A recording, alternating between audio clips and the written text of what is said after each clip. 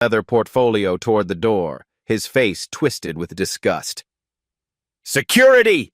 he barked, pointing at her like she carried a disease. "Remove this welfare queen before she scares away paying customers." Phones appeared instantly. The college student by the ATM hit record. An elderly woman gasped. Two businessmen exchanged uncomfortable glances but kept walking. Zara touched her stinging cheek, her brown eyes steady despite the public humiliation. She bent to gather her papers, moving with careful dignity while Webb towered over her, chest puffed with authority. Have you ever been judged so harshly that one moment changed an entire institution forever? The digital clock above the teller stations read 10:47 a.m. Board meeting in 73 minutes. Zara glanced at her vintage Cartier watch, a subtle tell that Webb missed entirely. His attention was focused on the small crowd gathering, their phones capturing every moment of his performance. "Look at her," Webb announced to the lobby, his voice carrying across the polished stone.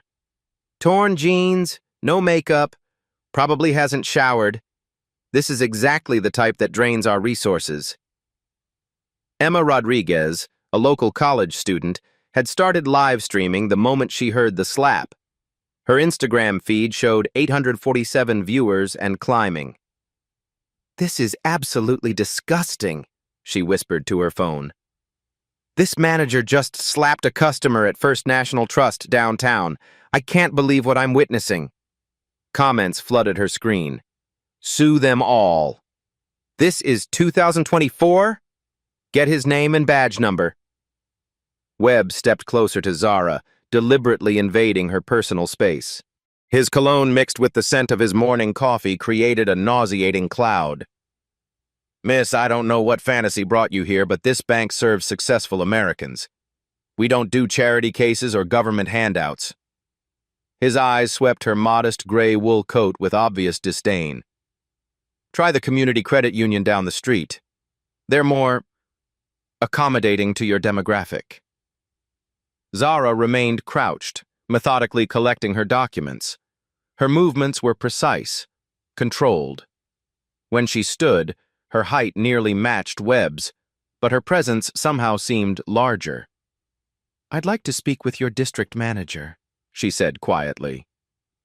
Webb laughed, a harsh sound that carried across the marble. "District Manager Thompson doesn't take meetings with street people. You think you can walk in here looking like that and demand executive time?" The live stream counter hit 1,200 viewers. Emma zoomed in on Webb's name tag. Marcus Webb, branch manager. "Everyone's getting this psychopath's name," she muttered to her audience. "This is going viral." Near the investment desk, Mrs. Chen clutched her purse tighter. She'd immigrated from Taiwan 40 years ago and recognized the particular cruelty of public humiliation. "This isn't right, dear," she whispered to Zara. Webb's head snapped toward the elderly woman. "Mrs. Chen, please don't encourage this disruption. We're handling the situation." Antonio Vasquez, the head of security, emerged from behind the loan officer stations. His radio crackled with static. Something about Zara looked familiar, but he couldn't place it. Her calm demeanor didn't match Webb's description of an aggressive customer. "Ma'am," Antonio said carefully, "is there something we can help you with?" Webb jumped in before Zara could respond. "Antonio, call backup. Code yellow. We have an aggressive individual refusing to leave." "Code yellow?" Antonio hesitated. He'd worked bank security for 12 years. Code yellow was for actual threats-armed robbery, violence, credible danger. This woman was picking up papers. Zara's phone buzzed. The caller ID read, J. Morrison, board chair. She declined the call without looking up. Then another buzz. Same caller, declined again. Webb noticed the expensive phone case, genuine leather with gold corners. His eyes narrowed slightly, but he pushed the observation away. Probably stolen. "See that?" Webb pointed at Zara's phone. "Probably dealing drugs. That's how they afford nice things while coming here for handouts." The accusation landed like another slap. Several customers shifted uncomfortably. A young father moved his daughter behind him. Two business executives near the Vault Exchange whispered and pointed. Emma's live stream exploded. The viewer count jumped to 2,100. Screenshots flooded Twitter with the hashtag #FirstNationalShame. Someone had already identified the branch location and posted the corporate customer service number. "This is insane," Emma narrated. "He just accused her of being a drug dealer because she has a nice phone. The racism is just... it's blatant." Zara's portfolio lay open on the marble floor. As she gathered the scattered pages, a first-class boarding pass became visible. JFK to London, dated today. Webb didn't notice, but Antonio caught a glimpse of the gold lettering. "Ma'am," Antonio tried again. "Maybe we can resolve this in the manager's office?" "Absolutely not," Webb interjected. "She doesn't get private meetings. She gets escorted to the exit." The digital clock shifted. 10:52 a.m. Board meeting in 68 minutes. Zara's phone buzzed a third time. This time she glanced at the screen, her expression unreadable. Board Chair Morrison was persistent today. She declined again and slipped the phone into her coat pocket, where it nestled next to her leather wallet. Webb caught a flash of black plastic, her credit card. Even from his angle, he could see it wasn't a standard card. The material looked different, heavier, but his pride had him cornered now. The live stream, the staring customers, the whispered conversations he'd made this public. Backing down would mean admitting he'd assaulted an innocent customer. His 12-year banking career couldn't survive that kind of mistake. "Call corporate security," he told Antonio. "I want her trespassed from all First National properties." Antonio's radio remained clipped to his belt, silent. Webb's face reddened. "Did you hear me? I said call corporate." "I heard you, Mr. Webb." The tension stretched between them like a wire about to snap. Customers sensed the shift. Emma adjusted her phone angle to capture both men's faces. 10:54 a.m. Board meeting in 66 minutes. Zara stood slowly, her documents finally organized. She looked directly at Webb for the first time since the slap. "Marcus," she said quietly, "you should call corporate." Assistant Manager Sarah Park's heels clicked urgently across the marble as she approached the growing crowd. Her usual diplomatic smile faltered when she saw Emma's phone still recording and the obvious tension radiating from Webb. "What's the situation here?" Sarah asked, her voice professionally calm but her eyes darting between the live stream and her superior. Webb's jaw tightened. Sarah was supposed to support him, not question his authority. Just removing a disruptive individual who refuses to leave after being asked politely. "Politely?" Emma's voice carried clearly to her 3,200 viewers. "He slapped her and called her trash." Sarah's composure cracked slightly. "Marcus, did you—" "I handled it appropriately," Webb cut her off. "This person was creating a disturbance and making our customers uncomfortable." The digital clock glowed. 10:56 a.m. Board meeting in 64 minutes. Zara's phone buzzed again. J. Morrison, board chair. Fourth call in 10 minutes. In 10. She glanced at the screen, then at Webb, her expression unreadable. The call went to voicemail. "See?" Webb pointed triumphantly at her phone. "Dealer's customers getting impatient. They know she's not where she's supposed to be." Sarah Park had worked retail banking for 8 years. She recognized expensive accessories when she saw them. Zara's coat was wool cashmere, her shoes were Italian leather, and that phone case cost more than Sarah's monthly car payment. But Webb was her supervisor, and contradicting him publicly could end her career. "Ma'am," Sarah addressed Zara carefully, "perhaps we can discuss your banking needs in a more private setting?" "Don't coddle her," Webb snapped. "She's not a customer. Look at her, Sarah. Does she look like she belongs in our premium branch?" Emma's live stream counter hit 4,800 viewers. The comments section moved too fast to read, "Someone call the police." "Get his manager on the phone. This is discrimination 101. She's gonna sue them into bankruptcy." Screenshots circulated on Twitter with hashtag banking, while black trending alongside hashtag first national shame. A local news blogger had arrived outside, interviewing customers who'd witnessed the incident through the floor-to-ceiling windows. 3 more security guards appeared from different sections of the bank. They formed a loose circle around Zara, not threatening, but clearly creating physical intimidation. Antonio remained closest to her, his radio silent despite Webb's repeated demands to call corporate security. Something was wrong with this picture, but he couldn't identify what. The woman's calm demeanor, her expensive accessories, the way she held herself, none of it matched Webb's narrative. "Ma'am," Antonio said quietly, "I need you to understand that you're being asked to leave bank property." Zara looked at him directly. "I understand what I'm being asked to do, Antonio. What I don't understand is why."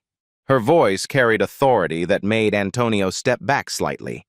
In 12 years of security work, he'd learned to read people. This woman wasn't dangerous. She wasn't even angry. But she was definitely not intimidated. Webb's confidence surged as more guards arrived. "You see? Even our security team recognizes the threat. This is exactly why we have protocols." The main branch's phone system lit up like Christmas morning. The front desk receptionist, Janet, fielded call after call. "First National Trust, how can I—" "No, sir, I can't comment on ongoing. Ma'am, I'll need to transfer you to—" "Yes, I understand you saw the video." Each call made Webb more defensive. Each ring of the phone felt like another nail in his coffin, but backing down now would mean admitting fault. 10:58 a.m. Board meeting in 62 minutes. Outside, Channel 7's mobile news unit pulled into the parking lot. Reporter Lisa Chang emerged with her cameraman, already briefed by her assignment editor about the viral video. "This is exactly the kind of story that destroys careers," Sarah thought, watching through the window, her own career included. Mrs. Chen approached the security perimeter, her small frame dwarfed by the guards. "Officers, this woman hasn't done anything wrong. I've been watching the entire time." "Ma'am, please step back," one of the newer guards instructed. "Don't you ma'am me," Mrs. Chen snapped, her Taiwanese accent sharpening with indignation. "I've banked here longer than you've been alive. This is discrimination, plain and simple." Webb's face flushed crimson. "Mrs. Chen, with all due respect, you don't understand the full situation." "I understand a man hitting a woman in public," she shot back. "I understand bullying when I see it." Emma adjusted her phone angle to capture Mrs. Chen's defense. The elderly woman's courage resonated with viewers. The comment section exploded with heart emojis and applause. Viewer count, 6,200 and climbing. Sarah Park made a decision that would either save or end her career. "Marcus, perhaps we should de-escalate this situation. Move it to your office, away from the cameras." "No," Webb's voice carried across the entire lobby. "I want everyone to see how we handle people who think they can disrupt our business. This bank serves successful customers, not—" "Not what, Marcus?" Zara's voice cut through his rant like a blade. The entire lobby fell silent. Even Emma's narration stopped mid-sentence. Webb's mouth worked soundlessly for a moment. Every customer, every employee, every security guard waited for his next words. "Not people who don't belong here," he finally said. The silence stretched longer, heavier. 11:02 a.m., board meeting in 58 minutes. Zara's phone buzzed again. This time she answered. "Yes?" Her voice was quiet, but in the dead silence of the lobby, everyone heard her side of the conversation. "No, I'm still at Branch 47. Yes, downtown. There's been a situation. No, don't send anyone yet. I need 5 more minutes." She ended the call and slipped the phone back into her coat. Webb's eyes narrowed. "Who was that? Your dealer? Your pimp?" The accusation hung in the air like poison gas. Emma's live stream reached 8,000 viewers. Someone in the comments had identified Branch 47's exact address and posted it alongside the corporate complaint hotline. Sarah Park closed her eyes. Her career was over. There was no recovering from this level of public humiliation, regardless of who was right or wrong. Antonio made his decision. "Mr. Webb, I think we should call this into corporate before—" "I give the orders here," Webb exploded. "Security works for management, not the other way around." His outburst echoed off the marble walls, ensuring every phone in the lobby captured it clearly. 11:04 a.m. Board meeting in 56 minutes. Zara straightened to her full height. When she spoke, her voice carried the kind of quiet authority that made boardrooms go silent. "Marcus, you have exactly 60 seconds to reconsider your position." Webb's laughter was sharp and cruel. 60 seconds? Or what? You'll call your lawyer? Your social worker? Zara opened her leather portfolio with deliberate precision. The first document she withdrew was a laminated ID badge, gold lettering on black plastic. First National Trust Corporation, Board of Directors. Zara Williams, Chief Executive Officer. The badge caught the lobby's crystal lighting like a mirror. Webb's laughter died in his throat. "Or I'll call an emergency board meeting to discuss immediate personnel changes," Zara said quietly. The silence that followed was absolute. Even Emma's live-stream commentary stopped mid-sentence as she zoomed in on the badge. Sarah Park's face went ghostly white. Antonio stepped back involuntarily. Mrs. Chen smiled for the first time all morning. Webb's eyes darted between the badge and Zara's face, his brain struggling to process the impossibility. That's fake. You can't just print." Zara withdrew her phone and dialed an internal extension. The call connected on the first ring. "Security Command Center. This is Zara Williams, CEO Authorization Code Zulu 77 Alpha. I need corporate security at Branch 47 immediately." "Yes, ma'am. Dispatching now. ETA 4 minutes. The entire lobby heard both sides of the conversation. Webb's knees nearly buckled. Emma's live stream exploded. The viewer count jumped from 8,000 to 12,500 in 30 seconds. Comments flooded the screen faster than her phone could display them. "Holy shit, she's the CEO. Plot twist of the century. He's so fired. This is better than Netflix." Screenshots spread across every social media platform simultaneously. CEO reveal joined the trending hashtags alongside First National Shame and #Justice Served. Webb's mouth opened and closed soundlessly. His face cycled through denial, recognition, and pure terror in a matter of seconds. "Ms. Williams, your appearance, I didn't recognize." He stumbled over words, his earlier confidence evaporating like morning mist. "You didn't recognize me," Zara repeated calmly, "because you assumed successful people look a certain way." She withdrew a second document from her portfolio, corporate letterhead with legal seals and signatures. Emergency Workplace Investigation Protocol, Case number 2024-891. Initiated this morning at 9:15 a.m., following credible reports of discriminatory practices at Branch 47. Sarah Park's hands trembled as the implications hit her. This wasn't random.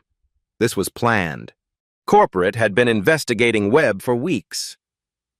"The board meeting I'm supposed to attend in 52 minutes, Zara continued, was specifically called to review this investigation's findings. Your actions today just became Exhibit A." Antonio's radio crackled. "Corporate security to Branch 47, ETA 90 seconds. Webb dropped to his knees beside her scattered papers, frantically trying to organize them. "Ma'am, Ms. Williams, please understand, I was protecting the bank's interests. Your casual attire, I thought—" "You thought what, Marcus?"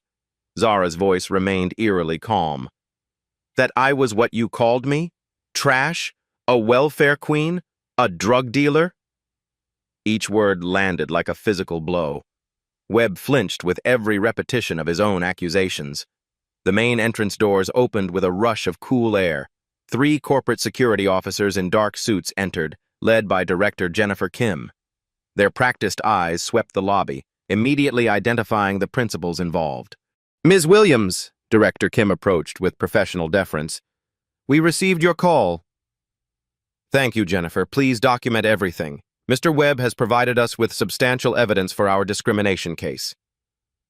Emma's phone captured every moment. Her live stream had become the most watched corporate drama in social media history. News outlets were already reaching out to license her footage. Director Kim activated her body camera and withdrew official documentation. "Mr. Webb, I need to inform you that this interaction is being recorded for corporate investigation purposes." Webb's voice cracked. "This is all a misunderstanding. You were just what?" Mrs. Chen's voice cut across his excuse. "Just hitting customers? Just calling them drug dealers?" The elderly woman had positioned herself perfectly in Emma's camera frame, her moral authority undeniable. Jennifer Kim consulted her tablet. "Mr. Webb, according to our live stream analysis, you made the following statements. Get this trash out of my bank. Welfare queen, drug dealer, and people like you drain resources from successful Americans. Is this accurate?" Webb's silence confirmed everything. "You also made physical contact with Ms. Williams, specifically slapping her face. Is this accurate?" The situation was... Yes or no, Mr. Webb?" "Yes." The admission echoed through the lobby like a gunshot. Emma's viewers heard everything through her live stream. The viewer count had reached 15,000. Zara withdrew the final document from her portfolio, the one she'd been holding back. Corporate legal letterhead with today's date. Termination authorization, executive override protocol. Effective immediately upon evidence of criminal assault against customers or corporate officers. Webb's legs gave out completely. He collapsed into one of the leather lobby chairs, his face buried in his hands. Sarah Park found her voice. "Ms. Williams, I want to state for the record that I opposed Mr. Webb's actions. I tried to de-escalate." "I know, Sarah. Your employee record reflects consistent professionalism. This investigation was specifically targeting discriminatory patterns, not department-wide issues." Relief flooded Sarah's features. Her career might survive this after all. Antonio approached cautiously. "Ma'am, I apologize for not recognizing the situation sooner. Something felt wrong, but I should have acted on my instincts." "You showed restraint and professionalism, Antonio. That's exactly what we need from security personnel." Director Kim consulted her checklist. "Mr. Webb, please surrender your employee ID, building access cards, and any company property in your possession." Webb's hands shook as he fumbled with his badge. The same badge he'd used to intimidate customers for 12 years was now evidence in his own termination. 11:08 a.m., board meeting in 52 minutes. Emma finally found her voice for her live stream audience. "I literally cannot believe what just happened. This is the most insane plot twist I've ever witnessed in real life." Her comment section was pure chaos. News outlets were sliding into her DMs offering money for exclusive footage rights. #CEO reveal was trending #1 worldwide. Zara looked directly into Emma's camera for the first time. "Change doesn't always come from the top down," she said. "Sometimes it comes from brave people willing to document injustice when they see it." Emma's hand holding the phone trembled slightly. She'd just become part of the story she was telling. Director Kim's tablet displayed real-time data that made Webb's face drain of color. "Mr. Webb, I'm required to present the investigation findings before proceeding with termination protocol." Zara stepped forward, her voice carrying the authority of someone who'd spent years in boardrooms making million-dollar decisions. Branch 47's customer satisfaction ratings among minority demographics, 31% below corporate average. African American customer retention rate, 23% decline over the past 18 months under your management. Webb tried to interrupt. Those numbers don't... I'm not finished. Zara's tone cut through his protest like steel. Legal settlements for discrimination complaints filed against this branch specifically, $4.7 million in the past 18 months. That's 340% higher than any other First National location. Emma's live stream counter hit 18,000 viewers. Financial news networks were already pulling her footage for their breaking news segments. Director Kim consulted her documentation. The Corporate Discrimination Response Protocol, Section 4.7, states that any employee making physical contact with customers faces immediate termination without severance benefits. Wait, please! Webb's voice cracked with desperation. Subsection C specifically addresses public humiliation based on racial characteristics. Mr. Webb, your statements today included references to welfare dependency, drug dealing, and resource drainage, all classified as racially motivated harassment under federal employment law. Sarah Park had been taking notes throughout the confrontation. Her survival instincts kicked in. For the record, I want to state that I witnessed Mr. Webb ignore standard de-escalation protocols. I attempted multiple times to redirect the situation. Noted, Ms. Park. Director Kim marked her tablet. Your employee file shows consistent adherence to customer service standards. Antonio stepped forward. Ma'am, I also want to confirm that I was ordered to call code yellow, that's for violent threats. This customer showed no aggressive behavior. I refused the order because it wasn't justified. Also noted, Mr. Vasquez. Webb's desperation reached a new level. This is entrapment. You set me up. How was I supposed to know she was... You weren't supposed to know anything, Zara interrupted. You were supposed to treat every customer with basic human dignity regardless of their appearance or perceived economic status. The lobby had become a makeshift courtroom. Mrs. Chen had positioned herself in the front row like a gallery observer. Other customers maintained respectful distance, but their attention was absolute. Zara withdrew her phone and opened the banking app. Current stock price analysis, Marcus. At 10:47 a.m. when you slapped me, First National traded at $127.43 per share. She turned the screen toward Emma's camera so her 20,000 viewers could see the numbers. At 11:10 a.m., after footage of your assault went viral, we're at $124.67. That's a $2.76 drop in 23 minutes. Webb's face went ashen. The stock price isn't my... Market capitalization loss, approximately $847 million. Each minute of viral footage costs shareholders roughly $37,000 in confidence. Director Kim's tablet chimed with an urgent notification. Ms. Williams, I'm receiving real-time reports from our crisis management team. CNN and Fox Business are requesting corporate statements. The Today Show wants a live interview. Of course they do. Zara's voice remained steady, but her eyes showed the weight of corporate leadership. This isn't just about Branch 47 anymore, Marcus. Your actions are now a national story about banking industry discrimination. Emma adjusted her camera angle to capture the stock price display. Her comments section exploded with financial analysis from viewers. FNT down 2.2% and falling. This is costing them millions. Short sellers are gonna make bank.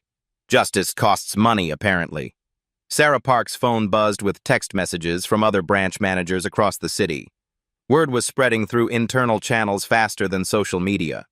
The board meeting I am supposed to attend, Zara continued, checking her watch, is now a crisis management session.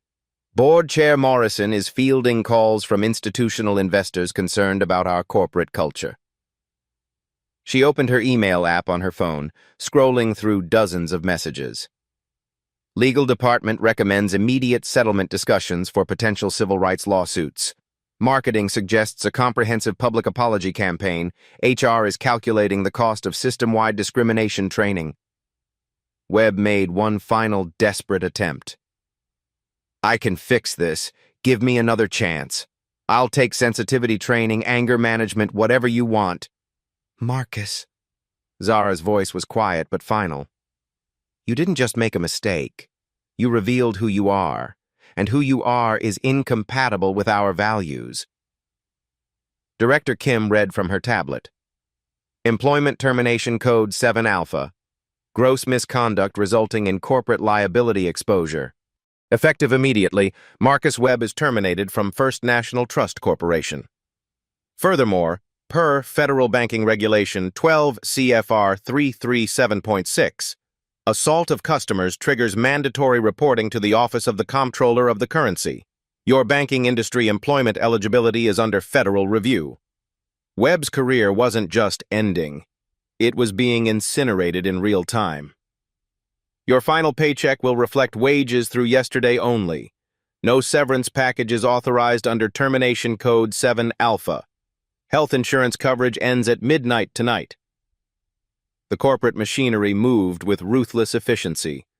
Webb's access cards were deactivated remotely. His employee email account went dark. 12 years of banking career deleted with keystrokes. Emma's audience reached 25,000 viewers. Major news networks were negotiating licensing deals for her footage. Banking. While black was trending in 12 countries, Mrs. Chen approached the security perimeter. Young lady, she addressed Emma, make sure this video never disappears. People need to see what accountability looks like. Yes, ma'am. I'm backing this up everywhere. Zara turned to address Emma's camera directly. This incident represents everything wrong with unconscious bias in corporate America, but it also demonstrates the power of transparency and immediate accountability. Her words carried weight that transformed the viral video from entertainment into education. To our customers watching this, you deserve dignity regardless of your appearance, accent, or economic status. To our employees, this is the standard, no exceptions. 11:15 a.m. Board meeting in 45 minutes.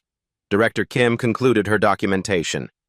Mr. Webb, corporate security will escort you from the building. You have 15 minutes to collect personal items from your office under supervision. 2 security officers flanked Webb as he stood on shaking legs. His 12 years of authority had evaporated in less than 30 minutes. This isn't over, he muttered, but his voice lacked conviction. You're right, Zara replied. Your actions today will become part of our company-wide training program. Every new hire will learn exactly what not to do by studying your choices. Webb's face crumpled. Not only was he fired, he was becoming a cautionary tale that would outlast his career by decades. As security escorted him toward his office, Sarah Park stepped forward. Ms. Williams, how can I help rebuild trust with our customers after this? By doing exactly what you tried to do today, Sarah. De-escalation, dignity, and professional service regardless of appearances. Antonio radioed his team. All clear in the main lobby. Resume normal operations. But nothing would be normal again. Branch 47 had just become the most famous bank location in America. Emma's live stream showed no signs of slowing down.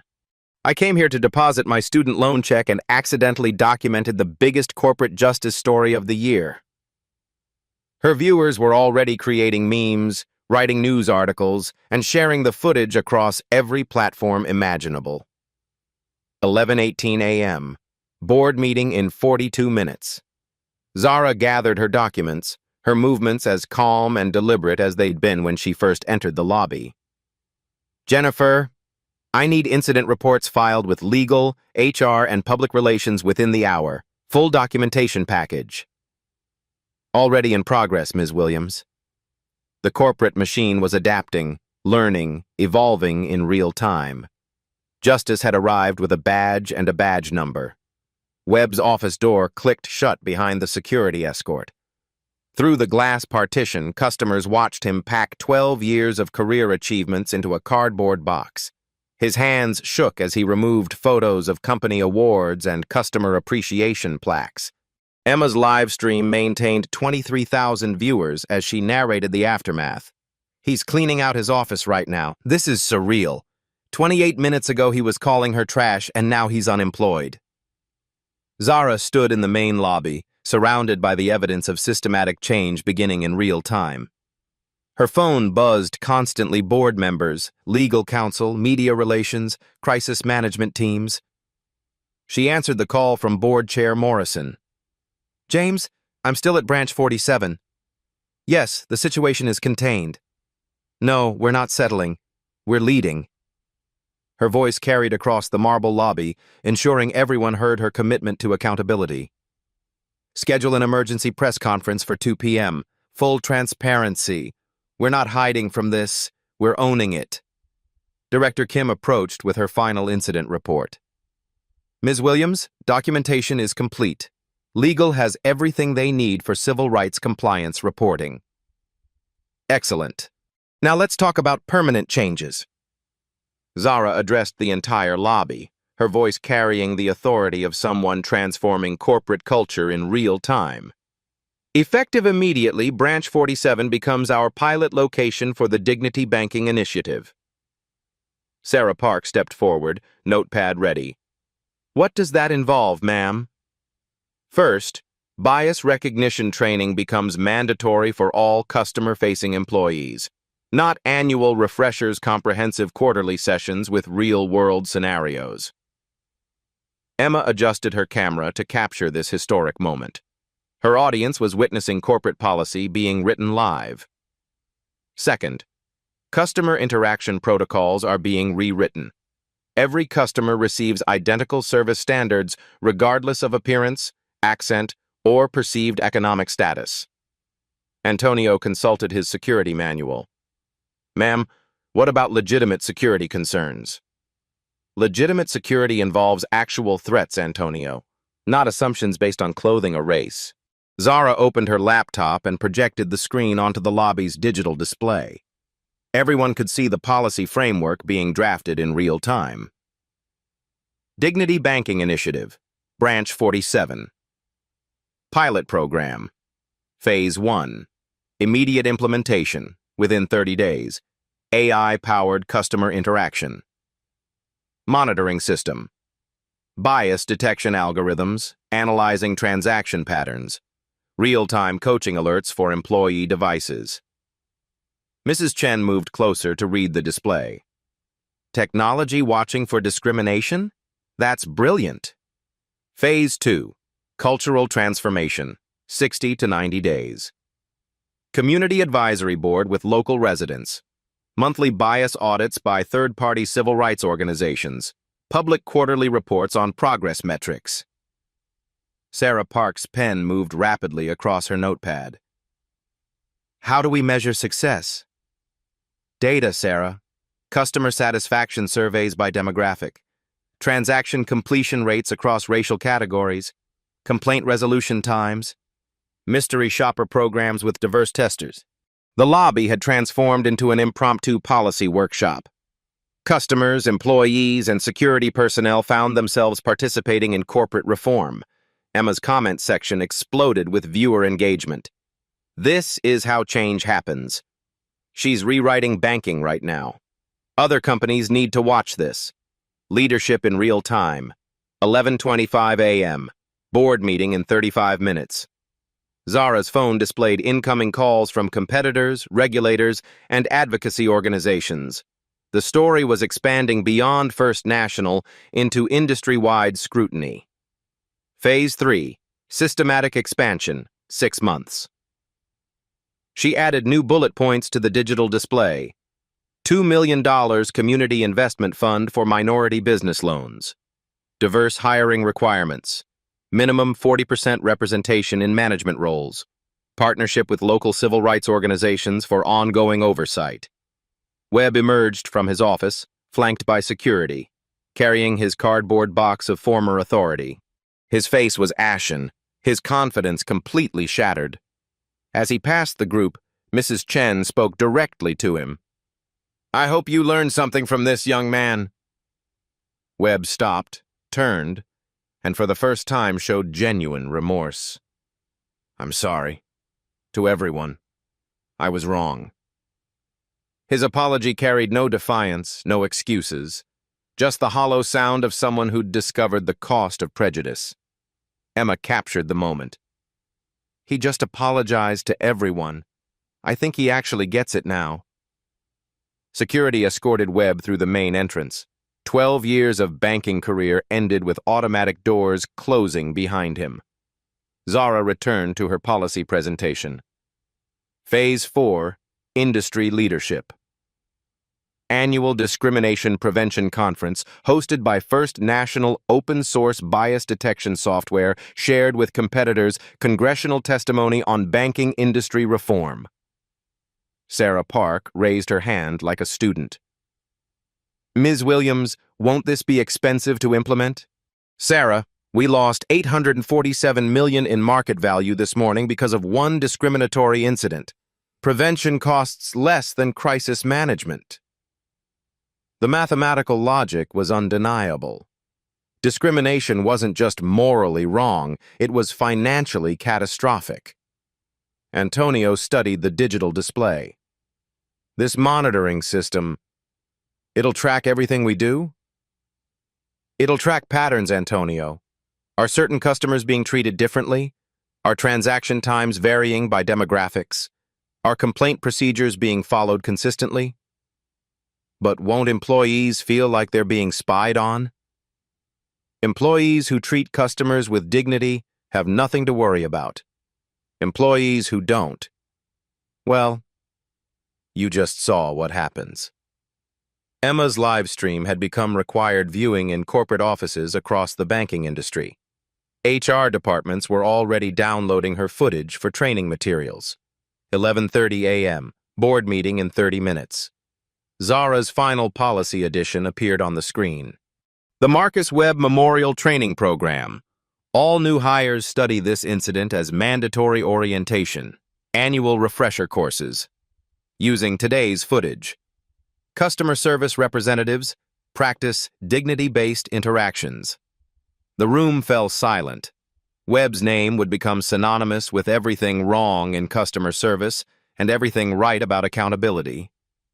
Mrs. Chen smiled approvingly. You're making sure this never happens again. That's the goal. Permanent change, not temporary punishment. Director Kim received a notification on her tablet. Ms. Williams, the press conference has been confirmed. All major networks will be present. Good. Transparency accelerates trust. Emma addressed her 25,000 viewers directly. I've been streaming for 4 hours and I've watched corporate culture change in real time. This is what accountability looks like. Her audience had witnessed history, not just justice served, but systems reformed. Antonio approached with genuine curiosity. Ma'am, why did you handle it this way? You could have had him fired quietly. Zara considered the question carefully. Because quiet solutions create repeated problems. Public accountability creates permanent change. Sarah Park closed her notepad. When do we start implementation? We already have, Sarah. Today was phase 1. 6 months later, Zara Williams walked through the same marble lobby of Branch 47, but everything had changed. The morning sun streamed through floor-to-ceiling windows, illuminating a bronze plaque by the entrance. Dignity Banking Initiative Pilot Location, Excellence in Inclusive Service 2024. Maria Santos, the new branch manager, greeted her warmly. The young Latina woman had been promoted from the community banking division after demonstrating exceptional customer service ratings across all demographics. Ms. Williams, welcome back. We're honored to have you visit our progress. The lobby buzzed with diverse activity. Mrs. Chen sat at the investment desk, reviewing her portfolio with a young black financial advisor. A family speaking Spanish received patient assistance from a bilingual teller. An elderly veteran in casual clothes discussed a business loan with genuine enthusiasm from the lending officer. The digital displays showed real-time customer satisfaction metrics, 94% positive ratings across all demographic categories. Transaction completion times had equalized regardless of customer background. Complaint resolution averaged 24 hours versus the previous industry standard of 10 days. Emma Rodriguez had returned for a follow-up story. Her original live stream had become the most watched corporate accountability video in social media history, with over 50 million views across all platforms. "It's incredible," she said, recording her update. "6 months ago, discrimination was the norm here. Now this branch leads the entire banking industry in inclusive service." Her audience had evolved too. What started as viral entertainment had become a case study in Harvard Business School curricula, Georgetown Law School civil rights courses, and corporate training programs nationwide. The Marcus Webb Memorial Training Program had processed over 10,000 banking employees across 200 financial institutions. His name had become shorthand for unconscious bias training, featured in Forbes articles, TED Talks, and congressional testimony. Webb himself had struggled to find new employment. Banking industry background checks flagged his termination for discrimination. He'd eventually taken a job at a community college, teaching basic financial literacy to immigrant families, a humbling irony that forced him to confront the communities he'd once dismissed. Sarah Park, now promoted to Regional Diversity Officer, approached with quarterly reports. "Ms. Williams, I wanted to share our latest numbers." She opened her tablet to display comprehensive metrics. Customer retention across racial categories, 97% average, up from 68%. Minority business loan approvals, $8.2 million disbursed, 400% increase. Employee diversity index, 47% management representation, exceeded 40% target. Bias incident reports, 0 confirmed cases in 6 consecutive months. Most importantly, Sarah continued, customer feedback consistently mentions feeling seen and respected regardless of their background. Antonio Vasquez had been promoted to head of corporate security training. His role now included teaching de-escalation techniques and bias recognition to security teams across 400 First National locations. "The biggest change," he reflected, "is that we're trained to see people as individuals, not categories. Every customer gets the same professional respect." The ripple effects extended far beyond banking. The story had triggered industry-wide examinations of customer service practices in retail, healthcare, and government services. Consumer advocacy groups used Branch 47 Standard as their benchmark for inclusive treatment. Zara's phone displayed messages from corporate leaders across industries requesting consultation on bias prevention. Harvard Kennedy School had offered her a guest professorship in corporate social responsibility. The NAACP had nominated her for their Corporate Leadership Award. But the personal satisfaction came from smaller moments. Mrs. Chen had brought her granddaughter to open her first savings account, confident she'd be treated with dignity. Young professionals of all backgrounds chose First National specifically because of their commitment to inclusive service. The AI monitoring system had detected and prevented dozens of potential bias incidents through real-time coaching. Instead of reactive punishment, the technology enabled proactive intervention and education. Emma concluded her follow-up video. "This story proves that individual accountability can drive systematic change. One moment of injustice became a catalyst for industry-wide transformation." Her comment section reflected the evolution of public discourse. This should be required viewing in every workplace. Other industries need this same accountability. Real change is possible when leaders take responsibility. My company implemented similar training after watching this. 11:30 a.m. Exactly 6 months after the original incident. Zara stood in the exact spot where Webb had slapped her. The marble floor had been polished to mirror brightness, but the real transformation was invisible, a culture shift that prioritized human dignity over assumptions and prejudice. She addressed Emma's camera one final time. "Change doesn't happen overnight, but it starts with individuals willing to demand better. Today's story began because one brave person decided to document injustice. It continued because witnesses refused to stay silent. And it succeeded because accountability created lasting reform." Her words carried the weight of lived experience and corporate leadership. If you've experienced discrimination, your voice matters. Document it. Report it. Demand better. Share your experiences in the comments below. She paused, looking directly into the camera with quiet intensity. If this story inspired you to expect more from the institutions you interact with, subscribe for more stories of real-world justice. Share this video with someone who needs to see that change is possible. And remember, dignity isn't negotiable. In banking, in business, in life, everyone deserves respect regardless of how they look or where they come from. The final frame showed the bronze plaque.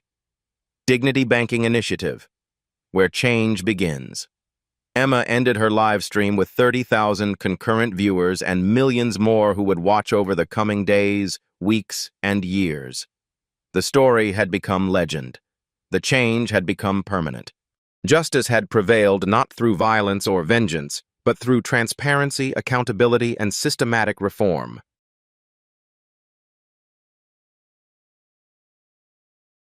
You've seen the story. Now what will you do with it? At Beat Stories, we believe reflection is good, but action is better. Subscribe, share, speak, because awareness is only the first step.